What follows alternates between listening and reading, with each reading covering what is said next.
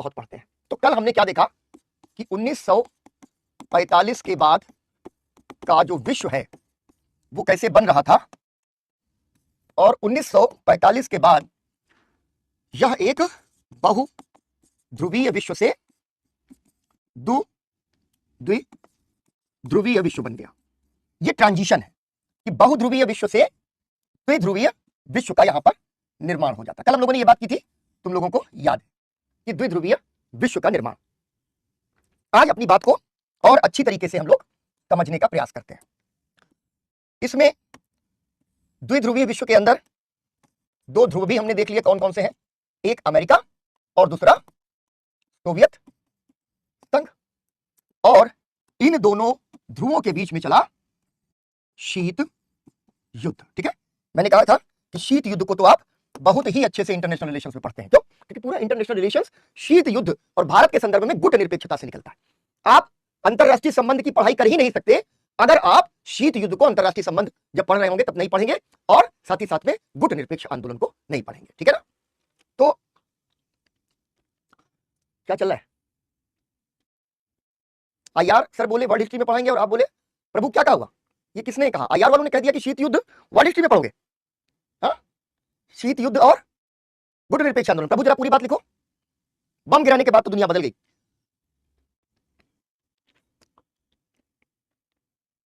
बिल्कुल चांदनी, प्रभु तुम्हारा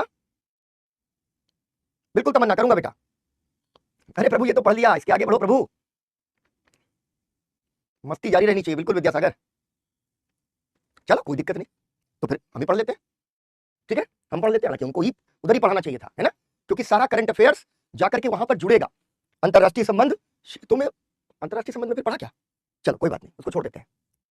ठीक है, इसको छोड़ देते हैं। तुम लोगों ने पहले कहीं नहीं हमको बताया, हम तो समझे कि उधर ही तुम लोग जाकर के पढ़ोगे जहां पे तुमको पढ़ना है। खैर, शीत युद्ध की बात करते हैं। हमने कल इस पर बात कर ली थी कि शीत युद्ध क्या है। दरअसल हुआ क्या कि वर्ल्ड वॉर खत्म हो गया। वर्ल्ड वॉर में दो ध्रुव निकल आए, एक अमेरिका एक सोवियत संघ, और अब इन दोनों ध्रुवों में एक लड़ाई शुरू हो गई कि दूसरा ध्रुव समाप्त हो जाए। समझ लेना इस बात को। दो ध्रुव है, एक अमेरिका और एक सोवियत संघ। अमेरिका चाह रहा है कि सोवियत संघ समाप्त हो जाए और दुनिया एक ध्रुवी हो जाए। सोवियत संघ चाह रहा है कि अमेरिका समाप्त हो जाए और दुनिया एक ध्रुवी हो जाए। अब ये तो बन गई गुत्थी। ठीक है ना, ये एक ध्रुवीय, और यही लड़ाई पूरी की पूरी शीत युद्ध की कहानी है। ठीक है, तो एक जहां कल लिख रहे थे उसके आगे ये सब तो तुमने बना लिया था, लेकिन 1945 के विश्व में ही शीत युद्ध हेडिंग डालो। कोई घबराने की जरूरत नहीं। वो जो कहते हैं ना कभी कभी, जैसे घर में बड़े होते हैं मम्मी पापा भाई, उसी तरीके से टीचर की, जब तक मैं जिंदा हूं तब तक घबराने की जरूरत नहीं। ठीक है, तो नहीं पढ़ा तो अभी पढ़ना शुरू कर रहे हैं। ठीक है, जितना पढ़ना था लगभग हम लोग मूल मूल बातें कर रहे थे, कुछ कुछ टर्मिनोलॉजीज, कुछ एक सिद्धांत, ट्रूमैन सिद्धांत, मार्शल योजना, इन सब के बारे में मैं बताता चलूंगा। ठीक, तो घबराना नहीं है। इसको जरा ड्रॉ करो, और इसमें एक चीज जो ड्रॉ करनी है वो है कि दोनों ध्रुव चाहते हैं, दोनों ध्रुव चाहते हैं कि दूसरा ध्रुव समाप्त हो जाए, और दूसरा ध्रुव समाप्त हो जाए और दुनिया एक ध्रुवीय हो जाए। सारा झगड़ा जो है शीत युद्ध के काल में इस चीज को लेकर के होने वाला है। ठीक, तो लिखो शीत युद्ध, हेडिंग डाली, और उसके बाद ये ड्रॉ कर लिया। आगे बढ़ो। बिल्कुल देखो, मेरी कोशिश बेटा क्या है ना, अच्छे टीचर का कोशिश ये होता है, जो तुम किताब में लिखा है रटा रटाया ज्ञान वो तो तुम वहां जाके पढ़ोगे ही पढ़ोगे। क्लास को समझ लेना है, उसके एनालिटिकल थ्रेड्स को पकड़ लेना है, तो वही करेंगे हम लोग, चिंता नहीं कर। ठीक है, इसको लिख लो। कल वाला ड्रॉ किए थे उसके नीचे एक बार फिर से ड्रॉ कर लो। ठीक है, अब इधर उधर नहीं जा सकते, एके इधर उधर नहीं जाएंगे बेटा, पढ़ेंगे केवल। ठीक, अब देखो इसके नीचे जरा सा लिखो, एक पॉइंटर लिखो। शीत युद्ध के दौरान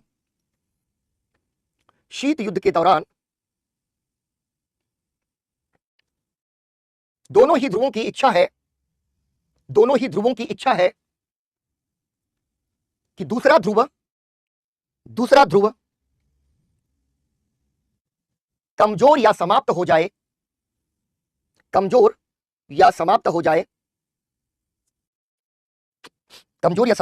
और दुनिया को एक ध्रुवीय बनाया जा सके।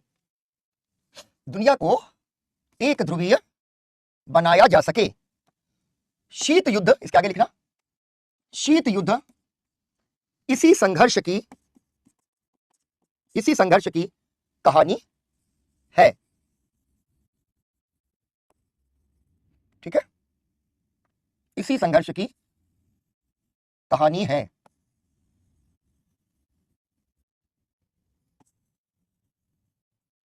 ठीक है ना।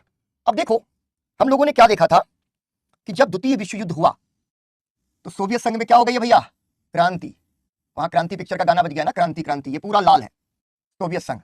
और उसने क्या किया है कि कई सारे स्कैंडिनेवियन कंट्रीज को भी अपने नियंत्रण में ले लिया है। क्यों? क्योंकि जर्मनी से सुरक्षा चाहिए थी।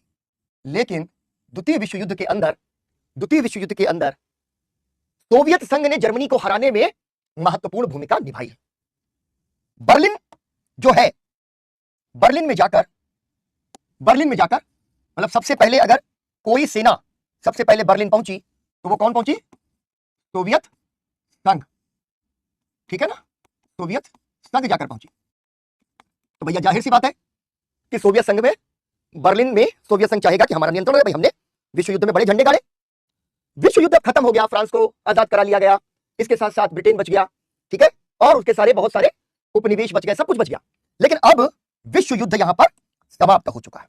अब देखो, एक तरफ तो कहानी क्या है, एक तरफ कहानी है बंधु सोवियत संघ की, दूसरी तरफ अमेरिका।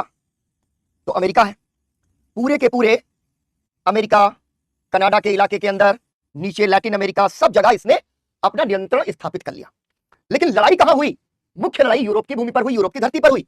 तो अब अमेरिका क्या चाहेगा कि भैया ये जो यूरोप है जहां सारी लड़ाई हुई, इस यूरोप पर हमारा नियंत्रण बने। ठीक है, हम इसको कंट्रोल करें और इसको कंट्रोल करने के साथ साथ हम पूरी दुनिया को कंट्रोल करें। अब ये अमेरिका की चाहत है, यानी अमेरिका अपने प्रभाव का विस्तार करना चाह रहा है, सीधे नियंत्रण नहीं कर रहा है। अमेरिका ने ही उपनिवेशवाद को खत्म किया है, तो अमेरिका अब प्रत्यक्ष नियंत्रण की नीति नहीं अपनाएगा, गुत्थी समझ लो। वो ये चाहेगा कि यूरोप ने हमसे कर्जा खाया है, तो अब यूरोप हमसे कभी आंख ना मिला सके। ठीक है, हमसे आंख ना मिला सके। हाइलाइटर नहीं है तो कैसे ड्रॉ करो, हाइलाइटर लेकर के ड्रॉ कर लो। ठीक, चलो। तो यहां पर बेटा एक चीज तुमने देख ली, इस बात को समझ लो कि अब प्रथम विश्व युद्ध खत्म, और प्रथम विश्व युद्ध के बाद सीधा लड़ाई यही है कि सोवियत संघ चाह रहा है कि यूरोप में जितना हम पहुंच गए हैं हमारा दबदबा रहे, हमारा वर्चस्व रहे, और अमेरिका चाह रहा है कि यूरोप जो है अब सोवियत संघ के प्रभाव में ना रहे। क्यों? पूंजीवाद बनाम साम्यवाद या समाजवाद। ठीक है, सीधी लड़ाई कि पूंजीवाद बनाम समाजवाद। तो भाई साहब ये है अखाड़ा नंबर 1। ठीक, इसको कहते हैं अखाड़ा नंबर 1। अगर तुम हरियाणा में भिवानी जाओ तो भिवानी में बॉक्सिंग अकेडमीज हैं, बहुत सारे पुराने अखाड़े हैं, तो वहां अखाड़ा जो है आपको खूब दिखाई देगा। आप लोगों ने वैसे भी अखाड़े देखे होंगे। तो पहला ये अखाड़ा नंबर 1 है, उसके बाद अखाड़ा नंबर 2, अखाड़ा नंबर 3, अखाड़ा नंबर 4। पूरी दुनिया शीत युद्ध के कॉन्फ्लिक्ट में चली जाती है, शीत युद्ध के कॉन्फ्लिक्ट में। ठीक, कि हमें समाजवाद बनाम पूंजीवाद की लड़ाई, अमेरिका बनाम सोवियत संघ की लड़ाई पूरी दुनिया को घेर लेगी। ठीक है, तो एक जरा सा मैप ड्रॉ कर, ये वाला भी मैप ड्रॉ करो, इसके नीचे इसको एक्सप्लेन करते हैं। ड्रॉ कर लिया होगा तुम लोगों ने, हो सर, एकदम शाहरुख खान वाला हमको फील आ गया। वो एक वो लड़की झारखंड वाली नहीं थी जो चक दे इंडिया में हो सर कहती थी, रुद्रा कह रहा हो सर, मुझे लग रहा मैं शाहरुख खान हूं, गंजा शाहरुख खान है ना। ठीक, लिखो, द्वितीय विश्व युद्ध के समाप्त होने पर, द्वितीय, ये बेटा अमेरिका है, ये यूरोप है, अलास्का पलास्का नहीं जाना है अभी, सारी लड़ाई यूरोप को लेकर, लिख लो। ठीक, और यूरोप के अंदर ये है जर्मनी, आधे जर्मनी में सोवियत संघ बैठ गया और आधे में बैठ गई मित्र राष्ट्रों की अन्य सेनाएं। क्या होता है, दोनों ने मिलकर के कॉमन एनिमी, साझा शत्रु निपटा दिया, दोनों आपस में दूसरे को निपटाएंगे। तो लिखो, द्वितीय विश्व युद्ध की समाप्ति के बाद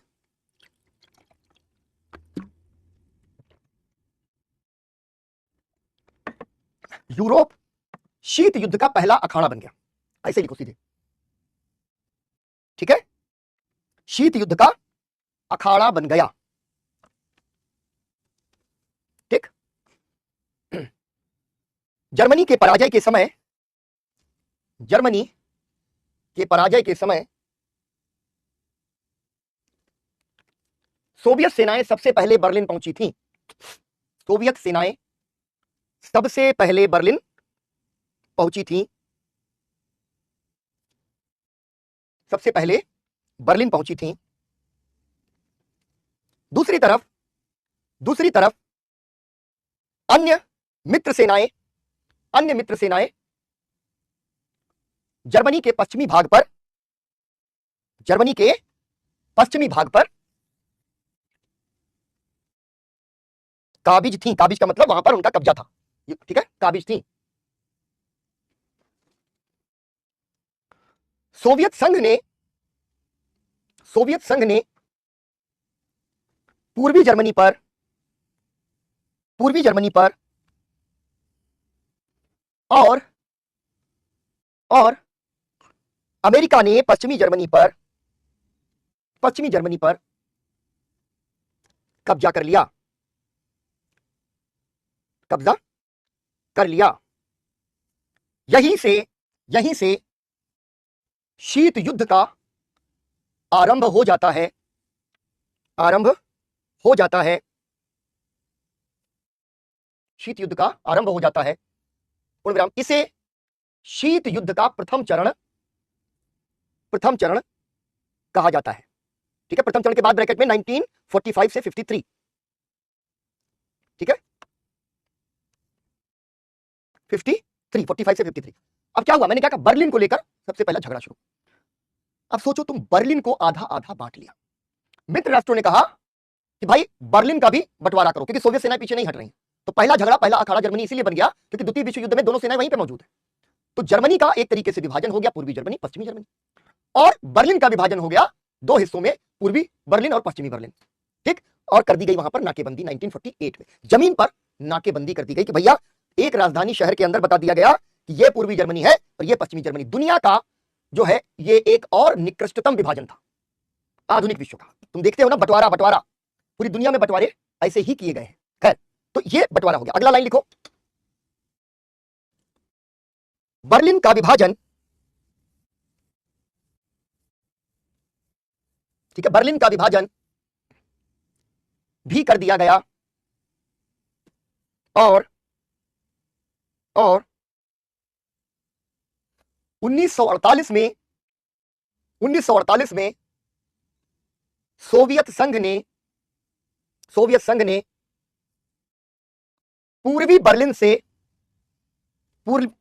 से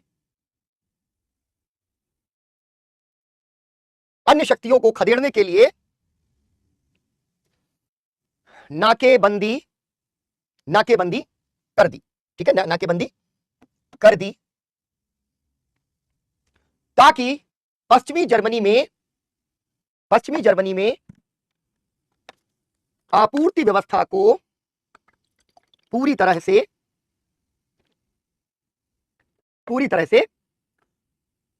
भंग कर दिया जाए, ठीक है, भंग कर दिया जाए। इसके पहले एक चीज देख लो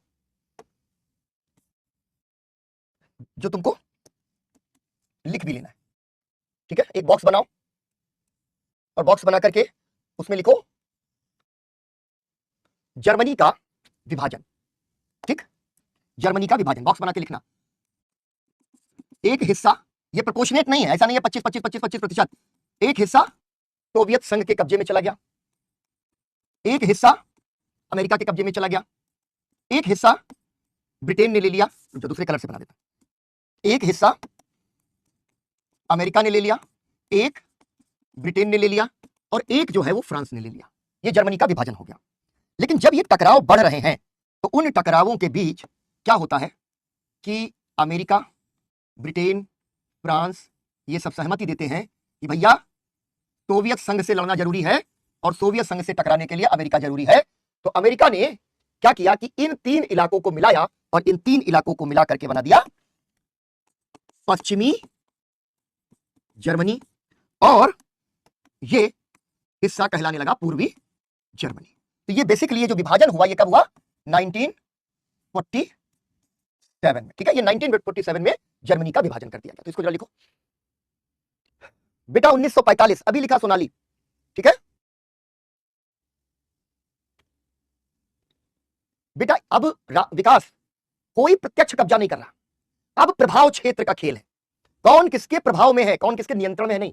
इन्होंने क्या किया, तीनों ने जो हिस्से मिले प्रभाव क्षेत्र के तौर पर उसमें एक नया देश बना दिया, पश्चिमी जर्मनी, और ये क्या है, पूर्वी जर्मनी। दो स्वतंत्र राष्ट्र हैं कहने को, लेकिन ये प्रभाव क्षेत्र में विभाजित है, ठीक है ना। चलो यहां पर पश्चिमी जर्मनी। अब देखो जरा इस बात को इसके नीचे लिखना, लिख लो जरा एक बॉक्स के अंदर। 1947 तक आते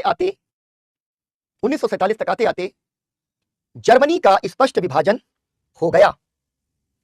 जर्मनी का स्पष्ट विभाजन हो गया और पूर्वी जर्मनी तथा पश्चिमी जर्मनी, नहीं फुल पेज नहीं बेटा, साइड बॉक्स। पश्चिमी जर्मनी दो स्वतंत्र राष्ट्र बन गए, दो स्वतंत्र राष्ट्र बन गए। अब इसको साफ क्लियर कर देता हूं ताकि तुम्हारे दिमाग में कंफ्यूजन ना रहे। क्योंकि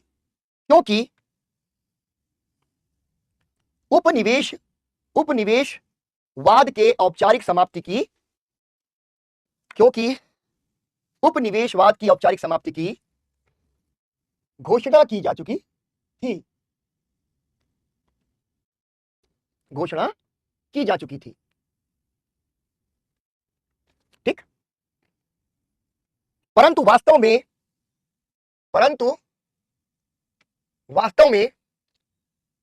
यह एक नए प्रकार का उपनिवेशवाद था। इसको भी समझना, मूल गुत्थियां समझ लो, बाकी कहानियां तो सब तुमको मालूम है। एक नए प्रकार का उपनिवेशवाद था जिसे नव उपनिवेशवाद या नव साम्राज्यवाद कहा जाता है। नव उपनिवेशवाद या नव साम्राज्यवाद, यानी पुराना वाला खत्म हो गया लेकिन नई तरीके का साम्राज्यवाद आ गया, आएगा निशा। ठीक है, नव उपनिवेशवाद या नव साम्राज्यवाद कहा जा सकता है। अब इस बॉक्स को बंद कर दो। ठीक है, इस बॉक्स को बंद कर दो और लिखो, इसी में आगे लिखो अगला पॉइंट। दरअसल शीत युद्ध की पृष्ठभूमि विश्व युद्ध के दौरान ही बन चुकी थी। विश्व युद्ध के दौरान ही बन चुकी थी। बिल्कुल आशीष, बहुत अच्छा है बेटा। अब कोई भी देश दूसरे देश पर प्रत्यक्ष नियंत्रण स्थापित नहीं करता। संयुक्त राष्ट्र संघ जो है और दुनिया का जो मैंडेट है वो इसके खिलाफ है, लेकिन ऐसे ही नियंत्रण स्थापित होता जैसे तुमने ताइवान के केस में कहा, या अमेरिका के बहुत सारे ऐसे केसेस हैं। ठीक है, लिखो नव उपनिवेशवाद नव साम्राज्यवाद कहा जाता। हाँ, शीत युद्ध की पृष्ठभूमि विश्व युद्ध के दौरान ही निर्मित हो चुकी थी या बन चुकी थी। ठीक है, बन चुकी थी। जर्मनी से लड़ने के क्रम में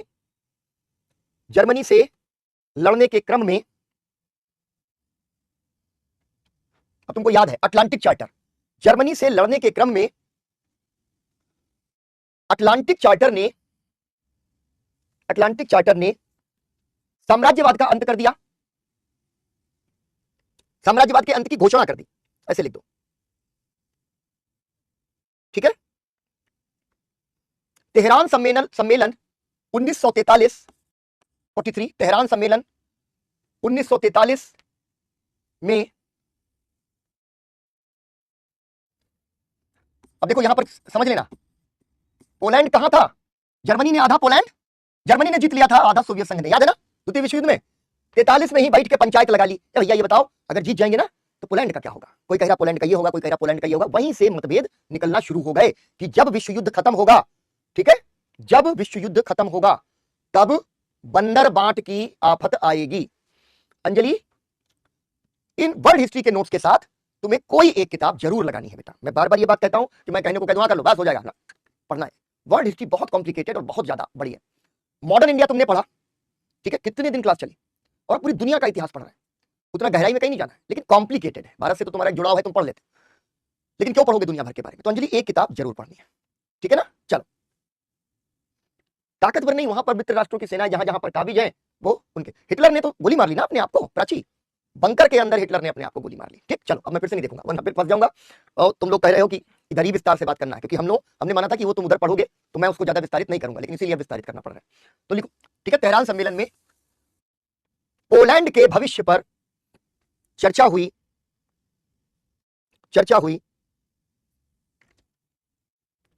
सोवियत संघ ने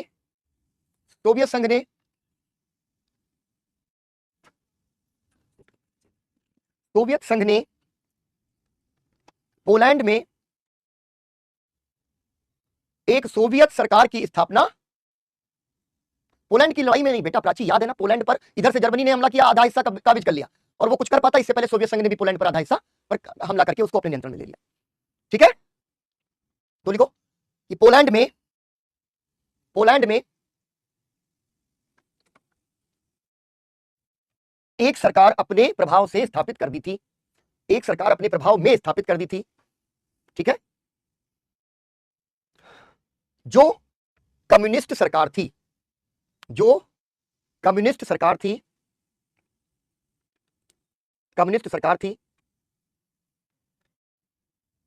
पूर्ण विराम, अन्य मित्र राष्ट्रों को पोलैंड में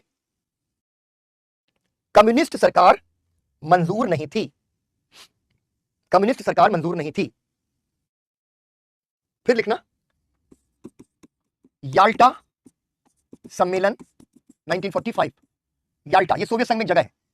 ठीक है, याल्टा सम्मेलन 1945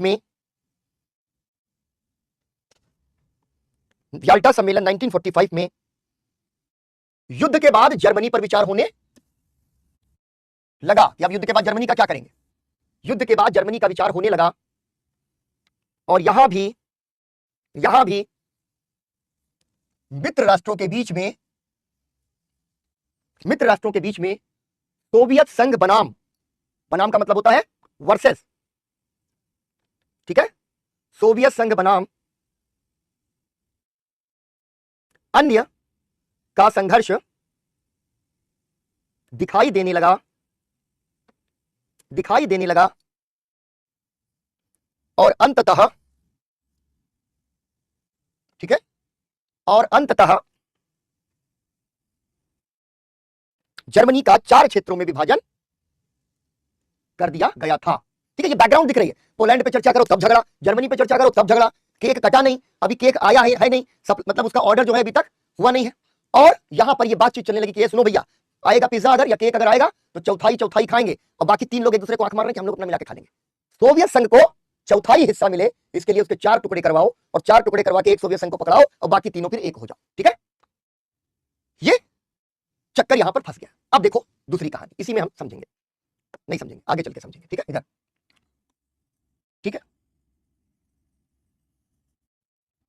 अब कहानी थोड़े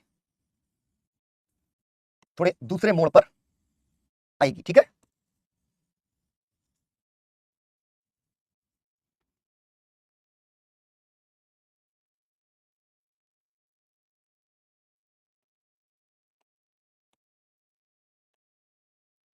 ठीक, कहानी आगे दूसरे मोड़ पर, सेंटिमेंटल हो जाएगी, प्रतीकात्मक मैप है समझने के लिए। ठीक, अब यहां पर भाई साहब लड़ाई खाली यूरोप तक सीमित नहीं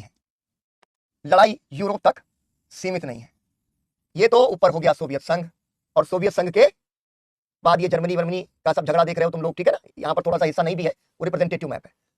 उधर तो इन्होंने थोड़ा बहुत बना लिया मामला जर्मनी वर्मनी के अंदर, लेकिन पूर्वी यूरोप से होते हुए जो साम्यवाद या समाजवाद है, पश्चिमी यूरोप से होते हुए पूर्वी यूरोप की तरफ उसका विस्तार हो रहा है, और साथ ही साथ दुनिया के तमाम अन्य हिस्सों में भी आपको दिखाई पड़ रहा है उसका प्रभाव।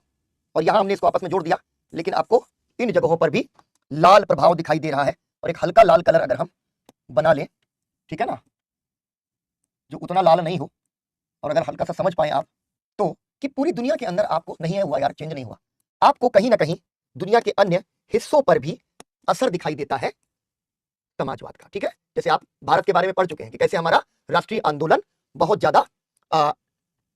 ही ज्यादा प्रभावित है समाजवाद से। उसके बाद क्या होगा, एक समय के बाद, ठीक, ये पूरा का पूरा इलाका एशिया अफगानिस्तान तक चला आएगा यहां का प्रभाव, और चीन के अंदर क्रांति हो जाएगी 49 में। ठीक है, चीन के अंदर भी क्रांति हो जाएगी, और कोरिया के अंदर भी बाद में क्रांति हो जाएगी। हो क्या रहा है कि ये रूस का प्रभाव है, यूएसएसआर का प्रभाव क्षेत्र। ठीक है, यूएसएसआर के प्रभाव क्षेत्र में हमें देखना है कि ये पूर्वी यूरोप तक चला आया, एशिया को प्रभावित कर रहा है, सुदूर पूर्व के देशों तक पहुंच गया है, कोरिया के एक हिस्से में आ गया है, और चीन के अंदर तो क्रांति ही हो गई है, और थोड़े समय के बाद क्यूबा के अंदर भी क्रांति हो गई है।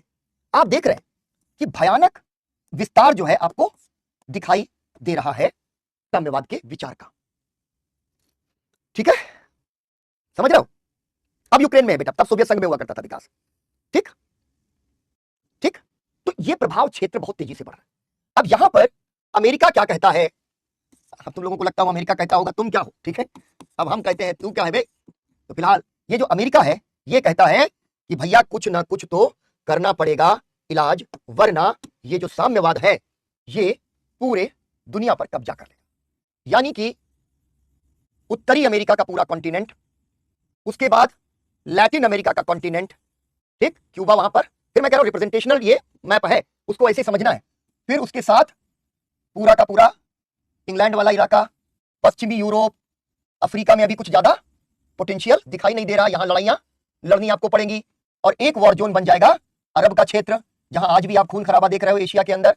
ये लड़ाई आगे तक चली आएगी, अपने स्ट्रेटेजिक पार्टनर्स को ढूंढने की लड़ाई, ठीक, और इसी लड़ाई में ये आगे जाकर के ये संघर्ष यहां पर भी स्थापित आपको दिखाई देगा। यानी दोनों के बीच में संघर्ष बनना शुरू हो जाता है। तो कभी कोरिया में भिड़ जाएंगे, कभी क्यूबा में भिड़ जाएंगे, कभी सुदूर पूर्व में भिड़ जाएंगे, जगह जगह पर दोनों के बीच में एक संघर्ष चल रहा है कि हम में से कौन ज्यादा ताकतवर है और आने वाली विश्व व्यवस्था को नियंत्रित कौन करेगा। अमेरिका के पास पैसा बहुत है, बहुत पैसा, पैसा ही पैसा होगा, ये जो है ना पूंजीवाद का मूल विचार है। ठीक है, पैसा ही पैसा होगा, ये पूंजीवाद का मूल विचार है। अब पूंजीवाद का कि गंगोत्री कहां है? अमेरिका अब आर्थिक रूप से मजबूत है, तो अब अमेरिका कहेगा कि भाई साहब दुनिया के अंदर साम्यवाद का प्रभाव बढ़ रहा है, और साम्यवाद के प्रभाव को रोकने के लिए, ठीक है, हम क्या करेंगे? हम सक्रिय हस्तक्षेप करेंगे। कम्युनिस्ट क्रांतियां कैसे होती है? वहां भी बड़ी प्रॉब्लम है, हथियारबंद, कम्युनिस्ट गुरिल्ला, वहां भी गुरिल्ला है, ठीक है, अचानक से छापा मारने वाले, तख्ता पलटने वाले, उस तरीके के लोग। तो अमेरिका के राष्ट्रपति हैं ट्रूमैन, 1947 में। ट्रूमैन कहते हैं कि कम्युनिस्ट हथियारबंद आतंकवादी हैं, और ग्रीस का एक मामला तब तक चल रहा था, ग्रीस के मामले में उन्होंने कहा कि हम हथियार देंगे, सैनिक भेजेंगे, क्योंकि हथियारबंद आतंकवादियों यानी कम्युनिस्टों का मुकाबला करना जरूरी है। ठीक है, हमारा कम्युनिस्टों को रोकना जरूरी है। तो क्या बन गया? ये एक सिद्धांत बन गया, अमेरिका ने वो सिद्धांत दे दिया जिसको कहा गया ट्रूमैन सिद्धांत। ये पहला सिद्धांत अमेरिका की तरफ से आया, जिस सिद्धांत ने इस टकराव को सशस्त्र बना दिया कि भाई साहब अब जो है हमें एक के बाद एक हस्तक्षेप करना है, जहां कम्युनिस्ट क्रांति करने की कोशिश करेंगे वहां अमेरिका को हस्तक्षेप करने का अधिकार है। कानून बना लो, चाहे कानून सही हो चाहे गलत है। अब ये करेंगे कैसे? तो ट्रूमैन सिद्धांत जो था उसका विस्तार किया अमेरिकी विदेश मंत्री थे मार्शल। उन्होंने ट्रूमैन सिद्धांत को आगे बढ़ाया और फिर दे दिया 1947 में ही मार्शल प्लान। उन्होंने कहा देखो मार्शल प्लान लेके हम आ रहे हैं। मार्शल प्लान क्या है? कि हथियार नहीं, सक्रिय आर्थिक मदद देनी होगी। ठीक है, सक्रिय आर्थिक मदद देनी होगी दुनिया के देशों को, और यूरोप के पुनर्निर्माण का प्रयास भी करना पड़ेगा। यूरोप का विध्वंस हो गया द्वितीय विश्व युद्ध में, अमेरिका खाया पिया आधाया बैठा है, बहुत दिन उसने अपनी लड़ाइयां लड़ी नहीं। जब पर्ल हार्बर पर हमला हुआ तो आया अमेरिका, लेकिन लिमिटेड वॉर लड़ रहा है, उतना जितना अफोर्ड कर सकता है। और फिर उसने सोचा कि अब वक्त आ गया है दुनिया में अपनी दादागिरी कायम करने का। तो जब कोई जरूरत नहीं थी तो उठाए दो मारे परमाणु बम जापान पर। दुनिया ने कहा बाप रे बाप, हम लोग तो भी छोटा मोटा गुंडा जान रहे थे दुनिया के भीतर, ब्रिटेन कहानी सब खत्म। ऐसा विनाशकारी हथियार लेके आया ना कि बाप रे, सब कहानियां खत्म हो जाएगी। ठीक, क्या साहिल, क्या बेटा क्या कह रहे हो? समझ में नहीं आ रहा बेटा तो फिर से समझने का प्रयास करना। क्यों? क्योंकि इससे ज्यादा सरल ढंग से समझ नहीं सकते हो, क्लास को तुम्हें दोबारा देखना पड़ेगा। ठीक है, ठीक, तो यहां पर बात को एक बार मैं फिर से कोशिश कर दूंगा समझाने की, लेकिन फोकस बनाओ। नहीं समझ में आ रहा तो एक बार क्लास को देखना ही पड़ेगा। ठीक, मार्शल प्लान इतनी सरल तरीके से, इतनी बड़ी कहानी तुम समझ रहे हो, उसको थोड़ा सा ध्यान से समझो। नहीं समझ में आ रही तो मैं फिर से थोड़ा सा उसको रिकैप दे दूंगा, लेकिन फिर से क्लास को देखना अगर समझ में नहीं आ रहा। तो अमेरिका क्या कर रहा है? थियरीज बना रहा है, ट्रूमैन सिद्धांत और मार्शल प्लान। ठीक, अब जरा इसको ड्रॉ करो और इसके नीचे लिखो तो हो सकता है समझ में आ जाए। मैप तो यार तुम लोग समझ ही रहे हो। ठीक है, अमेरिका यहां पर ग्रीन से बनाया है, तो ये अमेरिका का प्रभाव क्षेत्र। ठीक है, अमेरिका व अन्य पूंजीवादी शक्तियों के प्रभाव क्षेत्र, ऐसे लिखो, लिखो, इसको ड्रॉ करो। देखो इसमें कोई प्रिसिशन नहीं है, प्रिसिशन से मतलब है कि कोई ऐसा नहीं है कि ये नक्शा आपको बता, नक्शा आपको ये बता रहा है कि दुनिया के भीतर पूंजीवाद और साम्यवाद का संघर्ष शुरू हो गया है और दुनिया पर अपना नियंत्रण कैसे स्थापित किया जाए इसका प्रयास शुरू हो गया। लिखो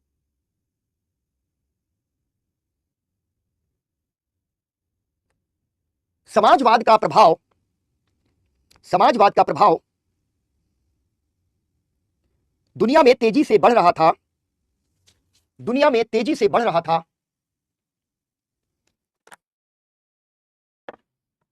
कई जगहों पर सशक्त, कई जगहों पर सशक्त कम्युनिस्ट पार्टियों की स्थापना हो गई थी।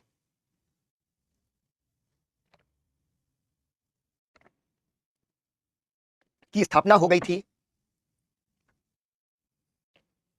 पूर्ण विराम। समाजवाद और कम्युनिस्ट, समाजवाद व कम्युनिस्ट शक्तियों को बिल्कुल बन सकता है, बिल्कुल बन सकता है, अभी आएंगे रंजना, ठीक है।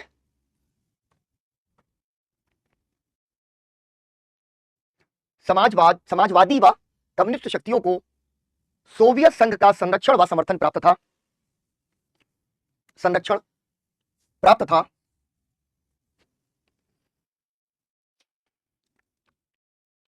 समाजवाद के विविध रूपों ने, समाजवाद के विविध रूपों ने दुनिया के तमाम देशों को प्रभावित किया था, ब्रैकेट में जैसे भारत, ब्रैकेट में लिख देना जैसे भारत, प्रभावित किया था जैसे भारत, ठीक, लिखना।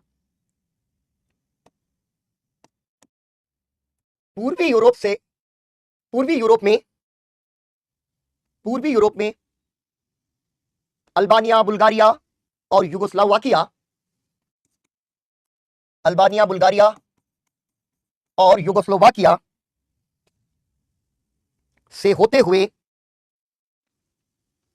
से होते हुए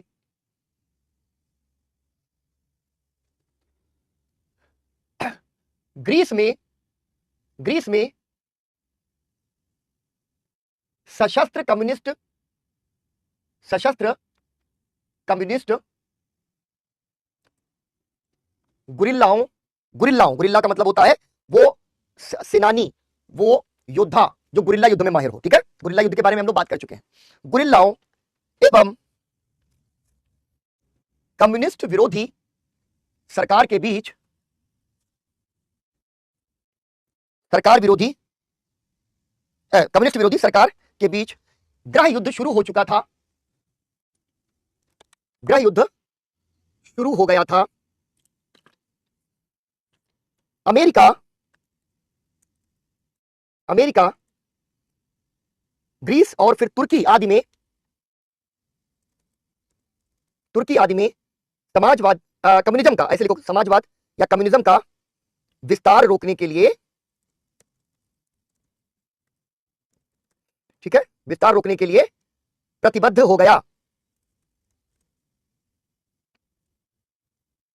ठीक है, प्रतिबद्ध हो गया। ग्रीस के अंदर, ग्रीस का केस भी देखो विश्व युद्ध से कैसे जुड़ा हुआ है। ग्रीस के अंदर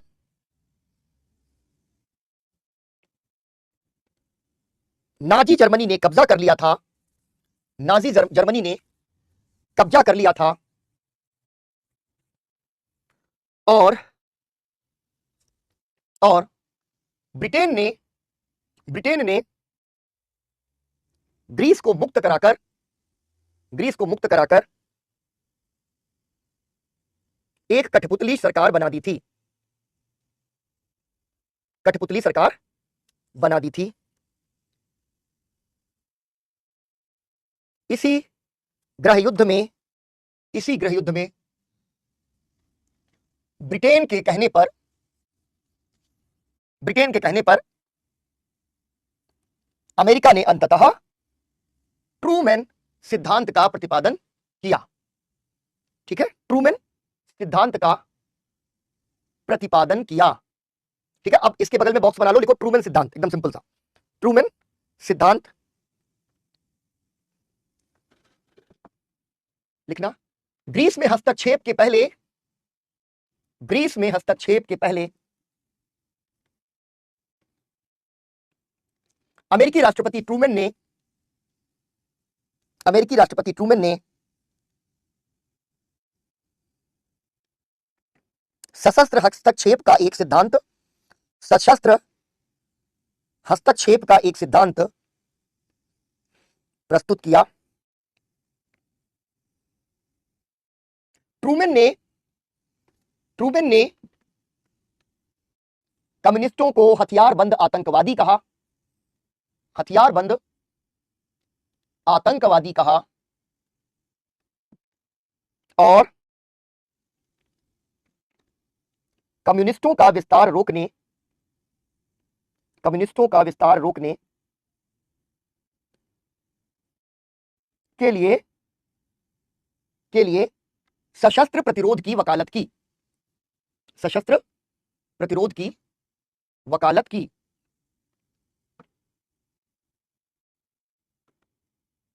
ठीक है,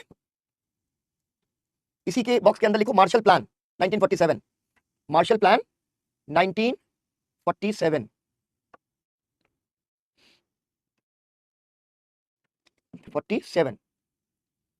ट्रूमैन सिद्धांत, मार्शल प्लान ऐसे लिखो, मार्शल प्लान ट्रूमैन सिद्धांत का विस्तार था, ट्रूमैन सिद्धांत का विस्तार था। ट्रूमैन ने सैनिक के साथ साथ आर्थिक हस्तक्षेप, ट्रूमैन ने सैनिक के साथ साथ आर्थिक हस्तक्षेप का उल्लेख किया था। Marshall plan, Marshall plan Europe में, मार्शल प्लान यूरोप में युद्धोपरांत, यानी युद्ध के उपरांत, यूरोप में युद्धोपरांत आर्थिक पुनर्निर्माण की योजना, युद्धोपरांत आर्थिक पुनर्निर्माण की योजना प्रस्तुत की,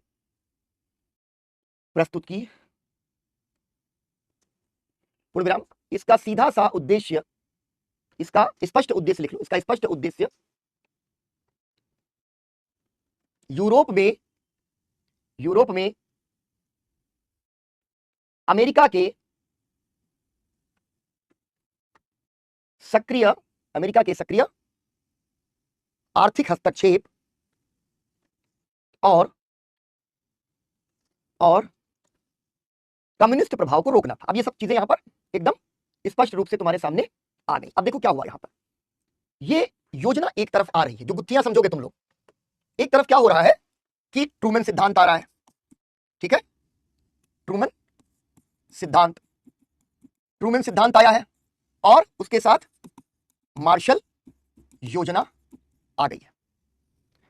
अब एक चीज देखो तुम, जो तुम अभी जिसके बारे में एक बार फिर से पढ़ रहे हो, इसीलिए मुझे उम्मीद थी कि ये तुम उधर जब पढ़ोगे तो शायद करंट अफेयर से जोड़ के पढ़ोगे। डॉलर को वैश्विक अर्थव्यवस्था के तौर पर, हाँ बेटा बंद कर दो, बॉक्स बंद कर दो, डॉलर को बच्चे आर्थिक जो है दुनिया का वैश्विक अर्थव्यवस्था के रूप में चुनौती मिलना शुरू हुई। वैकल्पिक मुद्राओं की बात पहले भी कई बार छोटे छोटे स्तरों पर होती आई और अब वो ज्यादा घनीभूत होकर, ज्यादा सीरियस होकर के सामने आ रही है। क्या वो है कि भाई जो डॉलर है, वो डॉलर का ज्यादा अहंकार डोनाल्ड ट्रंप को नहीं करना चाहिए। अगर ज्यादा करेंगे तो क्या हो जाएगा, हम कर देंगे किसी वैकल्पिक मुद्रा का निर्माण। डॉलर के सामने टिकने के लिए यूरो आया, यूरोपियन यूनियन आया, यानी खुद यूरोप असुरक्षित है। पूरी दुनिया में मुद्रा को डॉलर के बराबर रखकर उसका आकलन करने का या उसके मूल्यन करने का जो प्रणाली है, बात समझ लेना फिर से बहुत ध्यान से। क्या चिंता है, डॉलर के मुकाबले रुपया हुआ मजबूत, डॉलर के मुकाबले रुपया हुआ कमजोर। ठीक है, आज तो डॉलर के मुकाबले रुपया बिल्कुल टूटा पड़ा है। ठीक, अगर किसी से हम कहें कि भैया ऐसा है 10,000 रुपए हम तुमको दे रहे हैं, ठीक है, 10,000 रुपए दे रहे हैं, और अगर हम उससे कहें कि हम 10,000 डॉलर दे रहे हैं, तो दोनों में बहुत बड़ा फर्क हो जाएगा, क्योंकि इसको आप, ठीक है, उसके हिसाब से 80 85 जितने रुपया आए हमको तो हम तो देखने छोड़ दिए, क्योंकि एक दिन ऐसा होगा कि जैसे नेपाली करेंसी का हाल हो गया, ठीक है, हमारे रुपया के सामने, उसी तरीके से पता चला हम इतनी वीक करेंसी ना बन जाए कि डॉलर हमको खा जाए। क्यों? क्योंकि डॉलर की व्यवस्था ही थोड़ी सी फ्लॉड है, थोड़ा प्रॉब्लमेटिक है। अब देखो तुम लोग को हमने बताया कि अमेरिका कर्जा बांट बांट के दुनिया को गुलाम बना रहा है। स्क्रीन रुक गई है, अर्चना कह रही है स्क्रीन रुक गई है। स्क्रीन रुक गई है क्या? बताओ बेटा, इधर तो चल रहा है सब कुछ बिल्कुल बढ़िया। स्क्रीन रुक गई? No sir. अर्चना रिफ्रेश करो बच्चे, रिफ्रेश करो। तो ये क्या है? डॉलर, अमेरिका की मुद्रा है डॉलर। कर्जा दे दे करके गुलाम बना रहा है। 1944 में, ठीक है, 1944 में अमेरिका एक समझौता करता है। क्यों? क्योंकि अब उपनिवेशवाद का एक नया रूप आना है। वो नया रूप पहले जैसा नहीं होगा। पहले क्या हो रहा है? राजनीतिक वर्चस्व, प्रत्यक्ष नियंत्रण जरूरी है। भारत में ब्रिटेन अपना वायसराय भेजेगा, वायसराय आकर प्रत्यक्ष शासन करेगा। हमारी असली सरकार ब्रिटेन चला रहा है, सीधे तौर पर खुली आंखों से दिख रहा है। ब्रिटेन भारत सचिव बैठा, कैबिनेट मिनिस्टर है, वहां से कानून बन के आ रहे, हमारे यहां पालन हो रहा ना। केवल राजनीतिक जो प्रभुत्व है, ठीक है, और उसमें आगे जोड़ दो प्रत्यक्ष, केवल यही समाप्त हुआ। लेकिन अमेरिका अब चाहता है कि दुनिया पर अप्रत्यक्ष राजनीतिक जो है नियंत्रण, अप्रत्यक्ष राजनीतिक नियंत्रण। कहानी समझना बच्चे, तुम्हारी गुत्थियां एक एक करके यहां खुलती चली जा रही हैं। अप्रत्यक्ष राजनीतिक नियंत्रण, ठीक। ये सोवियत संघ भी चाहता है, लेकिन सोवियत संघ अलग थलग है। अमेरिका अलग थलग नहीं है, उसने यूरोप को अपने साथ ले लिया, ठीक। अप्रत्यक्ष राजनीतिक नियंत्रण बनाएगा।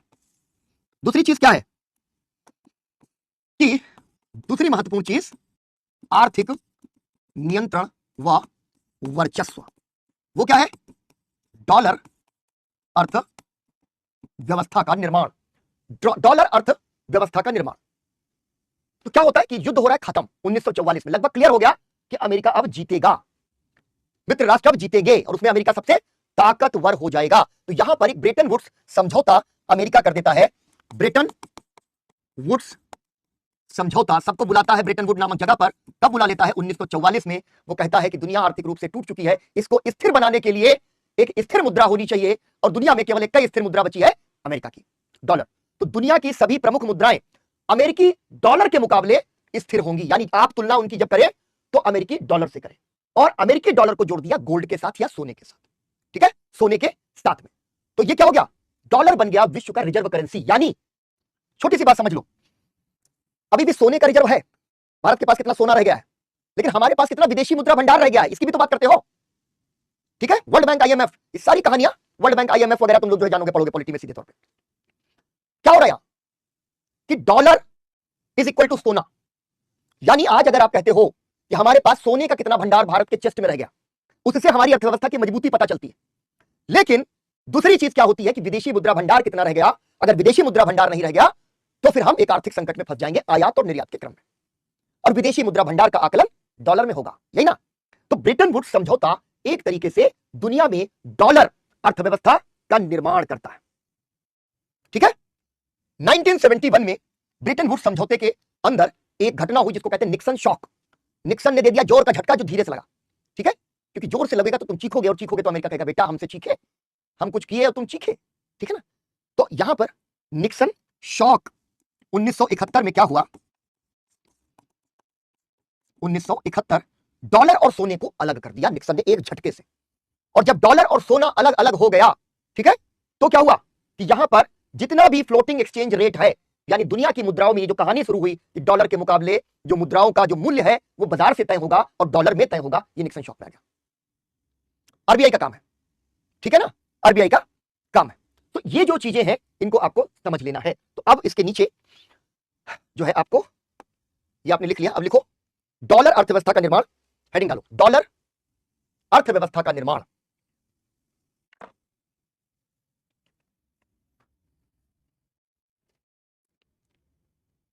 लिखना, पूंजीवाद बनाम समाजवाद के संघर्ष में समाजवाद के संघर्ष में यूरोप के शक्तिशाली देश, यूरोप के शक्तिशाली देश अमेरिका के साथ थे। शक्तिशाली देश अमेरिका के साथ थे, अमेरिका के साथ थे। सोवियत संघ और रूसी क्रांति विचार के तौर पर भले ही बहुत शक्तिशाली हो रही हो, ठीक है, बहुत शक्तिशाली हो रही हो, विश्व राजनीति में सोवियत संघ, ठीक है, सोवियत संघ अलग थलग था, ठीक है, अलग थलग था, ठीक। उपनिवेशवाद के अंत की घोषणा के बाद, ठीक है, उपनिवेशवाद के अंत की घोषणा के बाद दुनिया पर प्रत्यक्ष नियंत्रण स्थापित करना संभव नहीं था। प्रत्यक्ष नियंत्रण स्थापित करना संभव नहीं था, ठीक है, संभव नहीं था।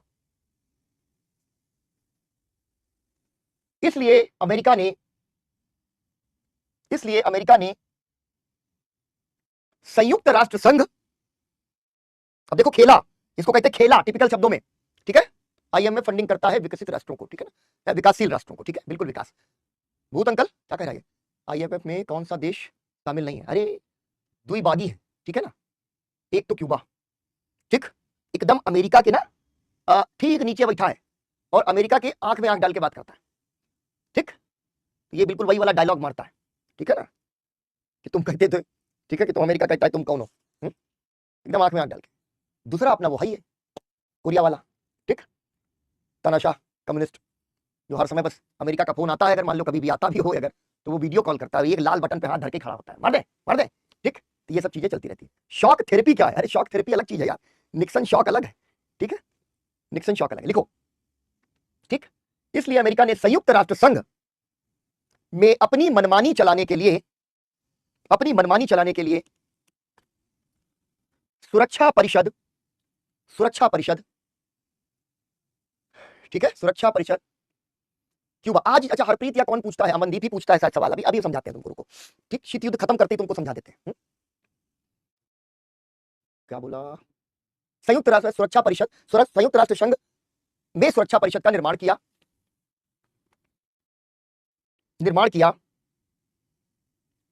ठीक, तथा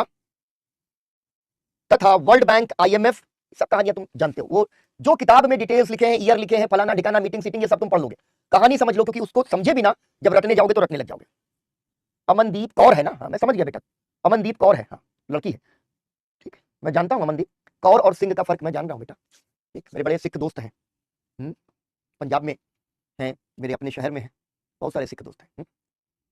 अब मुस्कान बैठे हैं, हम लोग कर रहे हैं, करते रहेंगे जब तक खत्म होगा, देखा जाएगा, जब हम में से कोई एक ज्यादा उब जाएगा तो क्लास खत्म कर लेंगे, बैठे रहो बेटा, क्योंकि जब से तुमने बताया है तो मेरा मन है कि नहीं करवा दूं तुमको फुर्सत से, अपरिचित नहीं जाना चाहिए मेरे बच्चों को, क्योंकि शीत युद्ध की जो कहानी है वही मेन कहानी बची है, इसके अलावा कुछ नहीं बचा। शीत युद्ध की कहानी में सब कुछ आ जाएगा तुम्हारा, और इस शीत युद्ध ने क्या क्या कहां किया वो सब कहानियां भी आ जाएंगी, इसलिए मैं कह रहा हूं कि इसको थोड़ा सा आराम से कर लेते हैं। हाँ आईएमएफ, इसके अलावा आईएमएफ तथा वर्ल्ड बैंक जैसी संस्थाएं किसकी हैं? यूनाइटेड नेशंस, और योजना किसकी है? अमेरिका की, ठीक। आईएमएफ तथा वर्ल्ड बैंक जैसी संस्थाओं ने अमेरिकी एजेंडे को लागू करने में सहायता की। समझे ना, राजनीतिक नियंत्रण प्रत्यक्ष नहीं है, लेकिन अब कौन है आप देख लीजिए। मैं कहता हूं कुछ भी, इजराइल फिलिस्तीन पर किसी की कोई भी मान्यता हो, लेकिन अगर भूख से बच्चे मर रहे हो और उनको कहा जाए कि अरे ये तो बड़े होकर आतंकवादी बनेंगे, इनको भूख से मर जाने दो, दुनिया अगर ऐसे उसका निर्माण होने लग गया तो हम द्वितीय विश्व युद्ध से ज्यादा क्रूर और अमानवीय हो जाएंगे, है ना। और पूरी की पूरी जो है यूनाइटेड नेशंस केवल और केवल अमेरिका और इजराइल, इनके दोनों की वजह से वहां पर मूक बैठी हुई है, बोल रही है लेकिन कोई कार्रवाई नहीं हो रही। गजा में इजराइल फिलिस्तीन को जो करना वो करते रहे, युद्ध अलग चीज है, लेकिन मानवीय राहत कार्यक्रम अलग चीज है, ठीक है। पूछो आंचल, लिखो, उसके बाद लिखो, ठीक। अगला पॉइंट लिखो, इस नियंत्रण का प्रमुख कारण पूंजीवाद पूंजीवाद के विकासात्मक मॉडल को दुनिया भर में स्थापित करना था। ठीक है, इसके लिए अमेरिका ने सन 1944 में अमेरिका के ब्रेटन वुड्स में एक समझौता किया,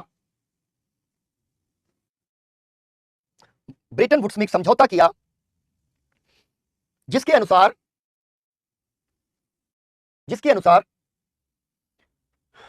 डॉलर को सोने से जोड़ दिया गया। ठीक है, डॉलर को सोने से जोड़ दिया गया। इसके बाद एक लिखना, ऐसे आगे लिख लो उसके, 1 औंस सोना, तौल है औंस, 1 औंस सोना बराबर $35। यानी अगर आपके पास सोना है तो आप उसको डॉलर में आंक सकते हैं, अगर आपके पास डॉलर है उसको आप सोने में आंक सकते हैं। 1 औंस सोना बराबर $35। एनसीईआरटी खुद से पढ़ लो, खुद ही को कर बुलंद इतना कि हर तकदीर से पहले यूपीएससी आंचल से खुद पूछे, बता तेरी रजा क्या है। ठीक है ना, आंचल की जगह सारे स्टूडेंट्स अपने नाम रख सकते हैं। आंचल ने सवाल पूछा था। मेरी एक बात ध्यान से सुनना बच्चा, मैं हमेशा कहता हूं, ठीक है, तो ये जो तुम्हारी मेहनत है ना, इसको लेकिन मैं बनाने हैं तो मैं तो जो है पास करना चाहिए। टेक्स्ट बुक्स है बेटा, मान हो रहा क्या प्रॉब्लम, चाहे कितना भी सिलेक्शन बढ़ जाएंगे, नहीं लिखी उससे मानता हूं, कल पढ़ाना एनसीईआरटी उसका कोई मूल्य नहीं।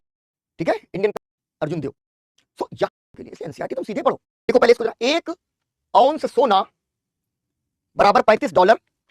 ठीक है, बराबर $35, और इसको लिख लो जरा। इसका अर्थ था कि अगर किसी देश के पास सोने का भंडार है तो उसका आकलन डॉलर में, ठीक है, ठीक, डॉलर में, और अगर किसी के पास डॉलर है, तो उसका आकलन सोने में किया जा सकता है। ठीक है, किया जा सकता है। तो यहां पर आपने क्या देखा कि पुरानी व्यवस्था जहां सोना सबसे इंपॉर्टेंट चीज थी, उसने सोने से जोड़ दिया डॉलर को और कहा कि आकलन कर लो सोने का डॉलर में, डॉलर का सोने में। ठीक, अब देखो आगे। 1971 में अमेरिकी राष्ट्रपति निक्सन ने सोने और डॉलर को अलग कर दिया। ठीक है, अलग कर दिया, और मुद्राओं का आकलन, ठीक है, मुद्राओं का आकलन डॉलर में किया जाने लगा। ठीक है, किया जाने लगा। अब ये क्या हो गया कि इसकी मुद्राओं का आकलन हो गया डॉलर के अंदर। ठीक, तो ये डॉलर अर्थव्यवस्था बन गई। अब देखो भैया, सेनाएं, राजनीतिक नियंत्रण, ट्रूमैन सिद्धांत कि सेना का हस्तक्षेप करेंगे।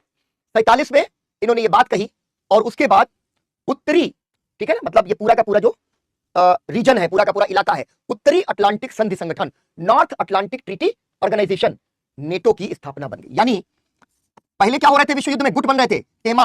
अब अमेरिका ने कहा कि नहीं, अलग अलग देश आपस में नहीं आएंगे, अब बनेगा नेटो।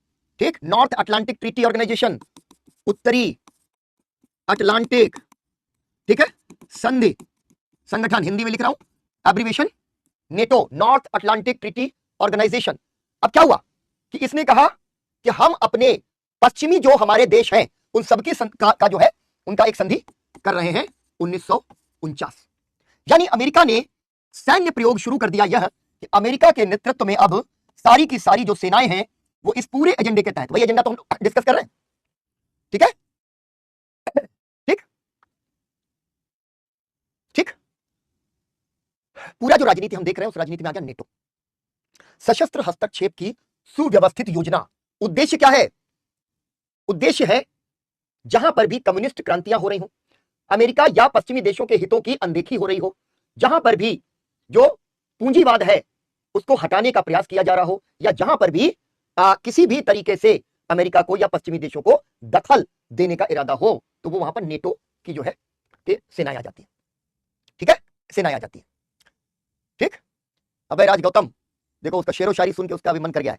मुश्किलें दिल के इरादे आजमाती हैं, स्वप्न के पर्दे निगाहों से हटाती हैं, हौसला मत हार ओ मुसाफिर, गिर के, अब गिर के आगे गायब हो गया। ठीक है, पूजा मॉडर्न की क्लास बच गई बेटा तबीयत खराब होने से। ठीक है, तो उसको तुम्हें बैकलॉग एक बार बच्चे करना पड़ेगा। ठीक, कोई अगर तरीका हो तो तुम अपने बैच मैनेजर वगैरह से पूछना। अमेरिकी जो है ये पूरा एक संगठन बन गया सैन्य हस्तक्षेप का। अच्छा, अब भैया ठीक, कोई एक दूसरे से कम नहीं है। हमारे एक बड़ी बढ़िया कहावत कही जाती है, लंका में सब 52 हाथ के। ठीक है, मतलब वहां कोई छोटा बड़ा नहीं है, सबके सब बराबर है। तो इस द्वितीय विश्व युद्ध के बाद की लंका में सब 52 हाथ के हैं। तो जैसे ये नेटो बनेगा और नेटो अपने साथ सारी सेनाओं को ले आएगा, ठीक है, सारी सेनाओं को ले आएगा, तो दूसरी तरफ सोवियत संघ क्या करेगा? वो कर देगा वार्सा संधि। ठीक है, वार्सा संधि। और ये वार्सा संधि जो है वो 1955, ठीक है, संधि 1955। और ये जो संधि है वार्सा की संधि, ये एक तरीके से कम्युनिस्ट देशों का एक आपसी समझौता है। अब देखो यहां पर कि 1945 में अमेरिका ने बम मारा। अमेरिका ने बम बना लिया, या अमेरिका को बम बनाना चाहिए था, अमेरिका को बम बनाना चाहिए था। यह विचार सबका था कि भाई जो बना सकता है वो बनाए। सोवियत संघ बहुत युद्ध लड़ रहा है, सब परेशान है युद्ध में, अमेरिका भी दूर बैठा, उसके जमीन पर लड़ाई नहीं हो रही। डर यह है कि जर्मनी एक बम पर काम कर रहा है, और अगर हिटलर जैसे पगले के हाथ में बम आ गया, आज जो एक पगला बैठा हुआ रेड बटन पे हाथ धरे हर समय, ठीक है, हर समय, उस पगले से भी कहीं बहुत बड़ा पगला हिटलर था। वो तो कहता है एक बम मारो धाम, 10 12 50 बम मार दो अमेरिका पे, सोवियत संघ पे जो है 150 बम मार दो, ठीक, ब्रिटेन तो 2-4 बम में निपट जाएगा, फ्रांस तो कब्जे में आ ही गया है, कोई चू चपड़ करने वाला देश नहीं बचा, पूरी दुनिया जो है ना उसको हम परमाणु बम दिखा दिखा के लूटेंगे। ठीक है, तो यहां पर साबिदा, तुम लोग बहुत सवाल करते हो किताबों के बारे में, पढ़ो एनसीईआरटी जरूर, एक टेक्स्ट जरूर पढ़ना क्लास के साथ। ठीक है, चलो, तो यहां पर क्या है कि जब अमेरिका ने बम बना लिया तो किसी को नहीं बताया, इतना छोटा है। पहले तो सबसे जो है ना चुम्मी चुम्मी करके ना वैसे ऐसे कह रहा था हम सब दोस्त दोस्त दोस्त दोस्त एक साथ लड़ेंगे। ठीक है, नहीं किम जोंग उन की बात कर रहे हैं बेटा, ठीक है, किम जोंग उन की बात कर रहे हैं। ठीक, तो यहां पर ओपेनहाइमर देख ली, बहुत बढ़िया। एक बारी रिवीजन कैसे करें बेटा, इस पर तो बात हुई है हमारी। अब मैं कमेंट नहीं देखूंगा, तुम लोग हारमोनियम चचा बना देते हो और 2 मिनट में मैं इधर उधर भटक जाता हूं। Cool down. ठीक है, चलो, तो यहां पर जब उसने बम मारा तब भी किसी को नहीं बताया। तो जाहिर सी बात है कि अब सबसे ज्यादा खतरा किसको लगेगा? ठीक है, 1949 में परमाणु परीक्षण कर दिया सोवियत संघ ने।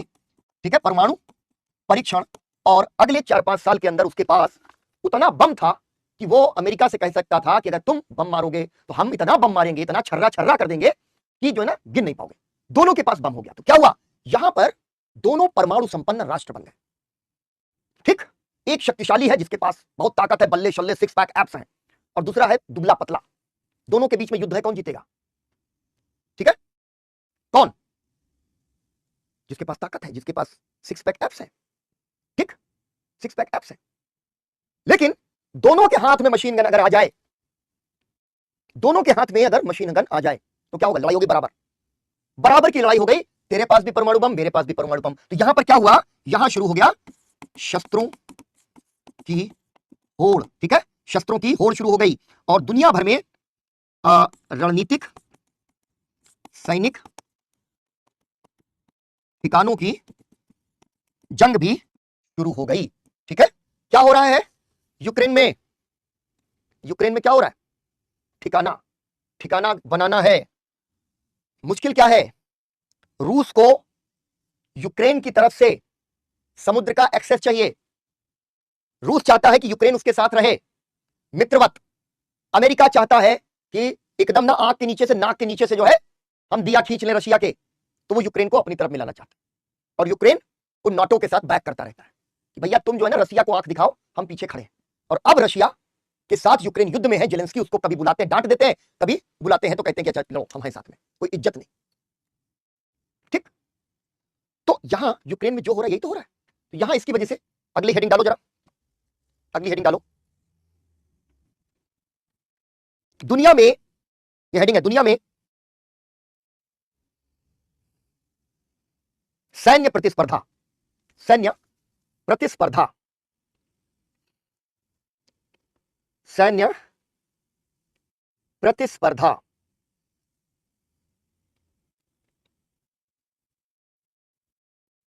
ठीक, सैन्य प्रतिस्पर्धा हेडिंग डालो और इसको जरा ड्रॉ कर लो एक बार इसके नीचे। मैं कितना बजा है, 57 पर वापस आ रहा हूं, ठीक है, फिर हम लोग आगे पढ़ेंगे, 12:57 पर आता हूं।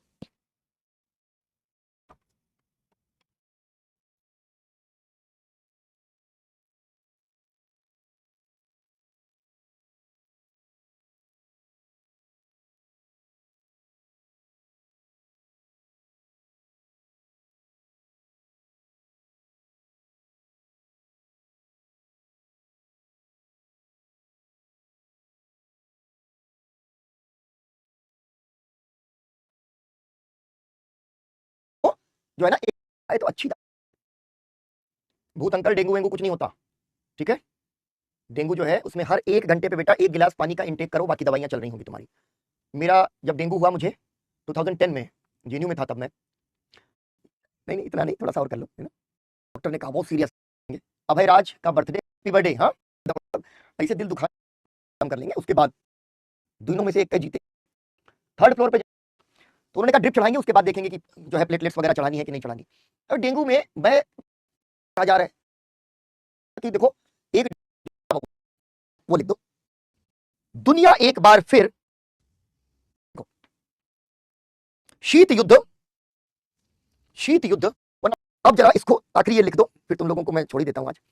ये जो हेडिंग डाली है वो लिख दो, फिर जाओ, ठीक, लिखो, वरना फिर ये मेहनत करनी पड़ेगी। लिखो, शीत युद्ध, शीत युद्ध के दौरान दुनिया एक बार फिर, दुनिया एक बार फिर 2 सैनिक खेमों में बट गई। पूजा भद्राजा, अरे बेटा बिल्कुल, जिनका बर्थडे विश नहीं किया है उन सबको मेरा आशीर्वाद, सबको खूब सारी शुभकामनाएं।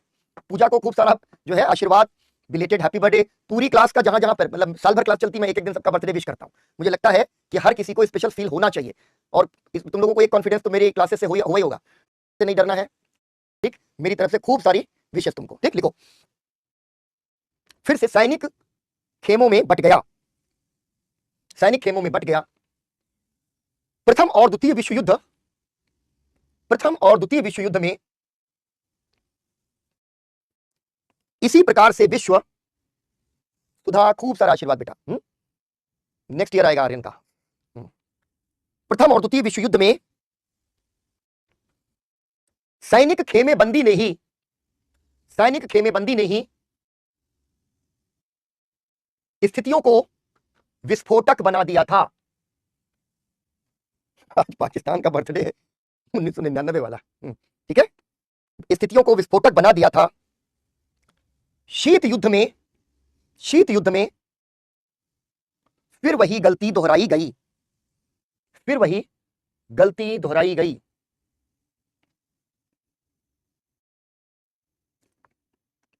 ठीक है, फिर वही गलती दोहराई गई। 1949 में अमेरिका के नेतृत्व में नेटो और 1955 में सोवियत संघ के नेतृत्व में, सोवियत संघ के नेतृत्व में वार्सा, वार्सा, वार्सा पैक्ट, ठीक है, इसको कहा जाता है वार्सा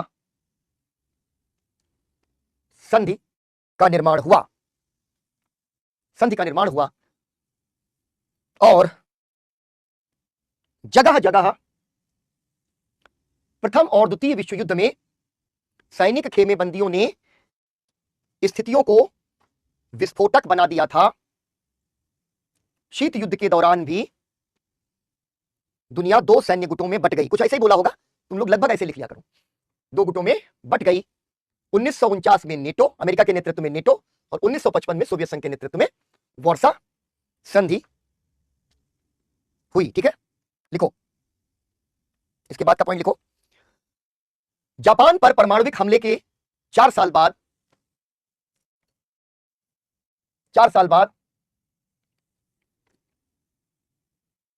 सोवियत संघ ने भी परमाणु बम बना लिया। दोनों देशों और गुटों के बीच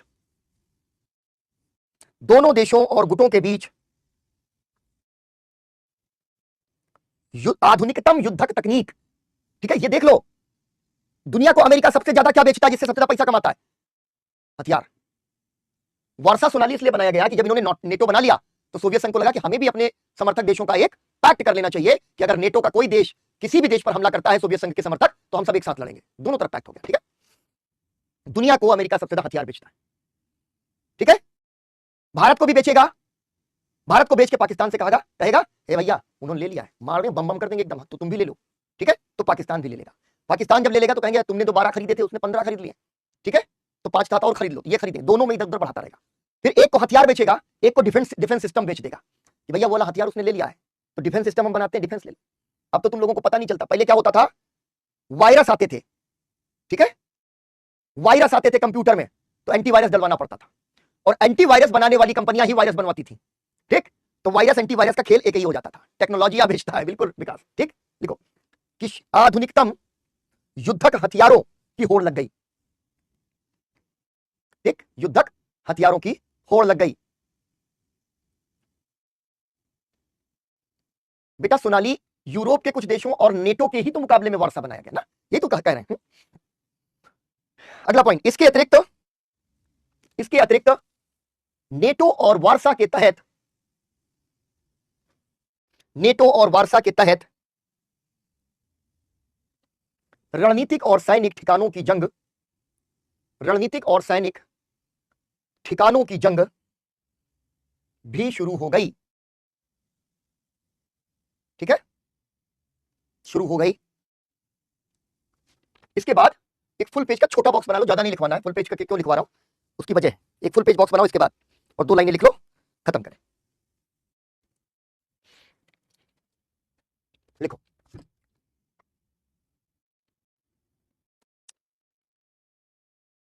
परिणाम स्वरूप, इसके अंदर लिखो परिणाम स्वरूप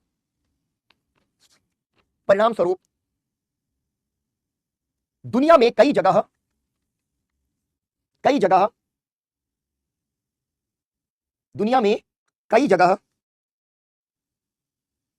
ऐसे संकट उत्पन्न हुए जो विनाशकारी हो सकते थे।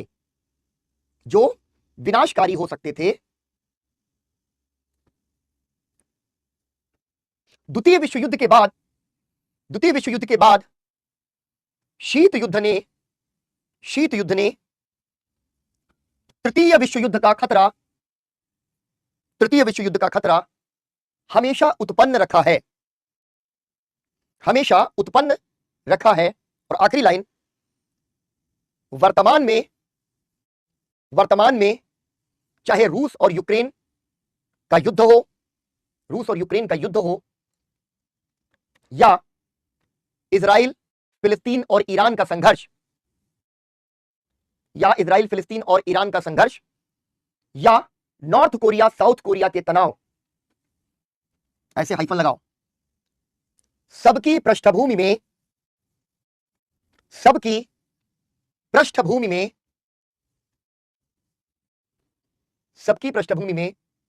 शीत